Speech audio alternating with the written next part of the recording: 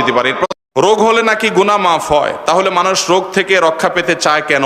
রোগ হওয়া তো ভালো, গুনাহ মাফ হবে। রোগ হলে, বিপদ হলে গুনাহ মাফ হয়। প্রশ্ন হলো, যেটা গুনাহ মাফ করে সেটা তো ভালো জিনিস, তাহলে রোগ হলে আবার রোগ থেকে মুক্তির জন্য দোয়া কেন চাই আমরা? এই প্রশ্ন উত্তর হলো, নবী করিম সাল্লাল্লাহু আলাইহি সাল্লাম বলেছিলেন তার দোয়ার মধ্যে, আল্লাহ আপনি যদি আমার উপরে অসন্তুষ্ট না হন, আমার কোনো বিপদ হয়, কষ্ট হয়, ফালা উবালি, আমি পরোয়া করি না, আমার কিছু যায় আসে না। আপনি কষ্ট দিচ্ছি, কষ্টের মধ্যে ফেলে যদি আমাকে আপনি রাগান্বিত না হন, আপনি সন্তুষ্ট থাকেন, আমি সেটাকে মেনে নিব আল্লাহ। ওয়ালাকিন আফিয়াত, তবে আল্লাহ আপনি যদি আমাকে সুস্থতা দান করেন, সুখে রাখেন, স্বাচ্ছন্দ্য দেন, অসুস্থ না হয়ে যদি আমি সুস্থ থাকি, তাহলে আউসাউলি, তাহলে সেক্ষেত্রে সেটা আমার জন্য হবে অধিকতর সহজ, সহনীয়, আমার জন্য কল্যাণকর, আমি সেটা চাই। কিন্তু যদি অসুস্থ দেন, আমি সন্তুষ্ট। তাহলে বোঝা গেল যে অসুস্থ হলে, রোগ দিলে আল্লাহ রাব্বুল আলামিন আমরা সন্তুষ্ট হব, কারণ এর মাধ্যমে আল্লাহ গুনাহ মাফ করবেন। কিন্তু যদি আল্লাহ তাআলা সুস্থতা দান করেন, তাহলে আরো বহু গুনাহ মাফের উপায় আমি